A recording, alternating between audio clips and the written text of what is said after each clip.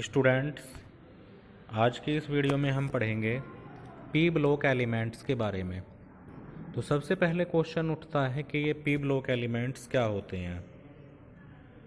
तो ऐसे सभी एलिमेंट्स जिनमें लास्ट इलेक्ट्रॉन पी सबशेल में एंटर होता है उन्हें हम बोलते हैं P block elements.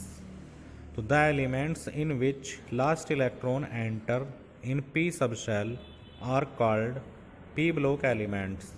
In periodic table, these are present from group 13 to 18। Periodic table में ये ग्रुप 13 से लेकर ग्रुप 18 तक सिचुएटेड हैं। ठीक है। नाउ ग्रुप 15 एलिमेंट्स, देखिए ग्रुप 13 और 14 11th में पढ़ चुके होते हैं, तो 12th में ग्रुप 15 एलिमेंट्स से स्टार्ट होता है। अब ये ग्रुप 15 एलिमेंट्स में कौन कौन से एलिमेंट्स होते हैं, तो there are 6 elements in group 15। These are number 1 nitrogen, जो कि एक नॉन मेटल है। फिर फास्फोरस, फास्फोरस भी एक नॉन मेटल है। नेक्स्ट होता है आर्सेनिक, जो एक मेटेलॉइड है। फिर होगा एंटीमनी, ये भी मेटेलॉइड होगा। नेक्स्ट है आपका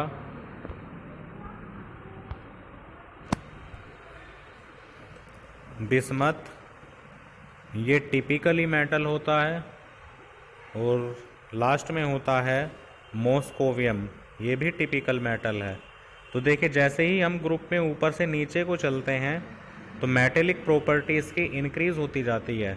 स्टार्टिंग के दो एलिमेंट नॉन मेटल होंगे, फिर 2 एलिमेंट मेटेलॉइड और फिर 2 एलिमेंट मेटल्स होते हैं।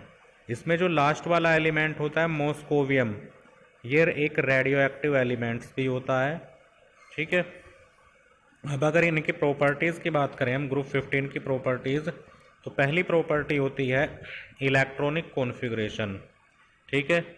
तो इलेक्ट्रॉनिक कॉन्फ़िगरेशन जनरली इनका क्या होता है, NH2 NP3 ये। तो the valence shell electronic configuration of these elements is NH2 NP3।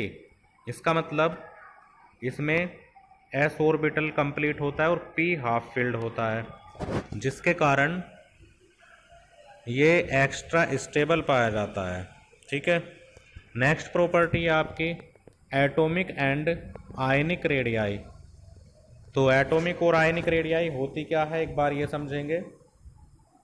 Nucleus और आउटर मोस्ट सेल के बीच के डिस्टेंस को हम बोलते हैं एटॉमिक रेडियाई।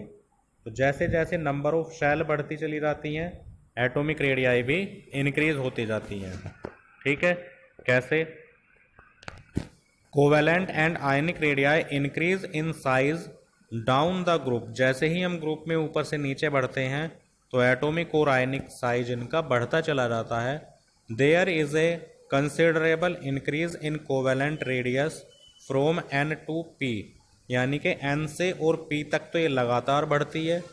इसके बाद AS से BI तक थोड़ा सा इसका इंक्रीज होता है, small increase in covalent radius.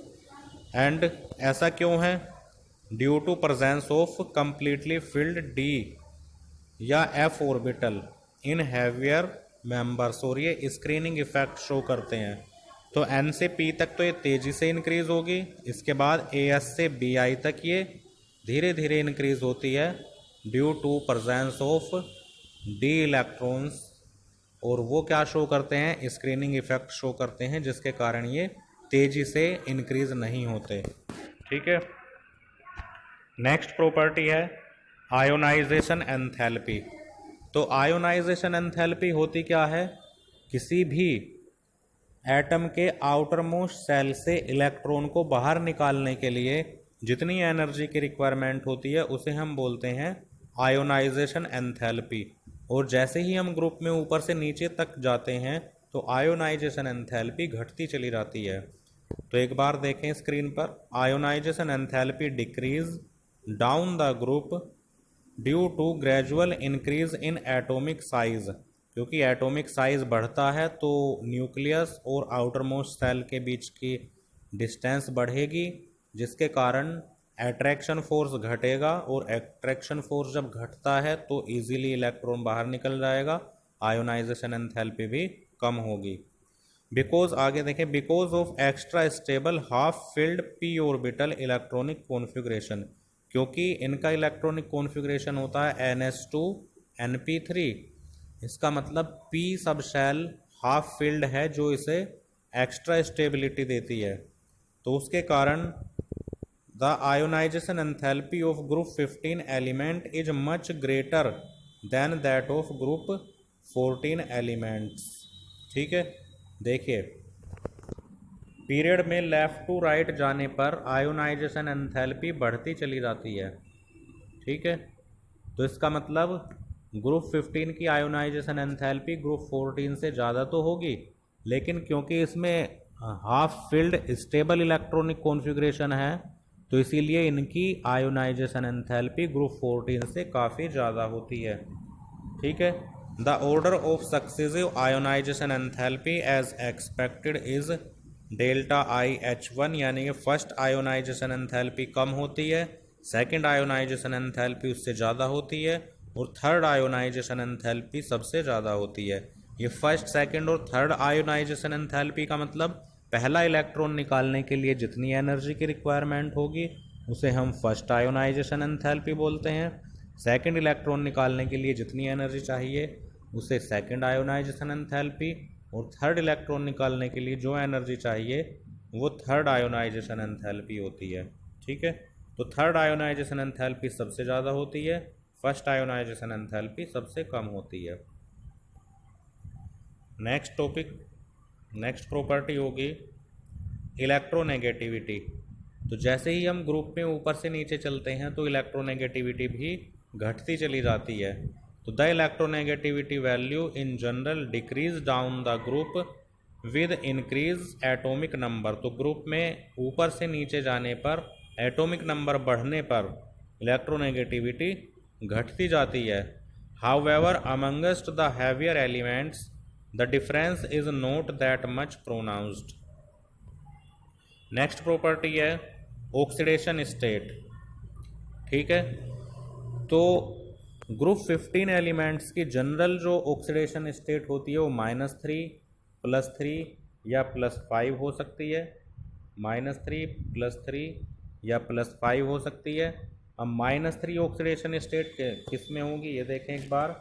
तो -3 oxidation state the tendency to exhibit -3 oxidation state decrease down the group. जैसे जैसे हम ग्रुप में ऊपर से नीचे चलते जाते हैं तो -3 ऑक्सीडेशन स्टेट की टेंडेंसी घटती चली जाती है, क्योंकि increase in size and metallic character.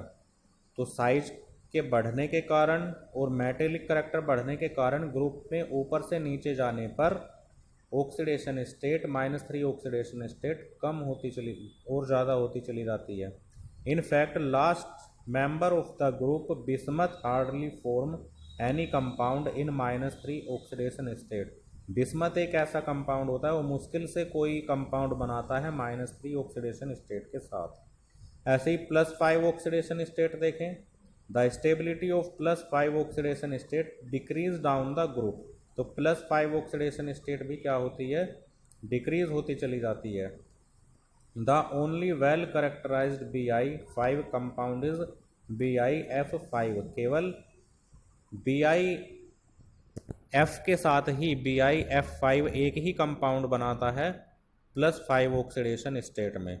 ठीक है, अब +3 ऑक्सीडेशन स्टेट अगर हम ऊपर से नीचे जाते हैं तो +3 ऑक्सीडेशन स्टेट इसकी बढ़ती चली जाती है इनर्ट पेयर इफेक्ट के कारण, जैसे कि नाइट्रोजन +1 +2 +4 ऑक्सीडेशन भी शो करता है जब ये ऑक्सीजन के साथ रिएक्ट हो। ऐसे ही फास्फोरस 1 और +4 ऑक्सीडेशन स्टेट शो कर सकता है। ठीक है, in some oxo acids in case of nitrogen all oxidation state from +1 to +4। ठीक है।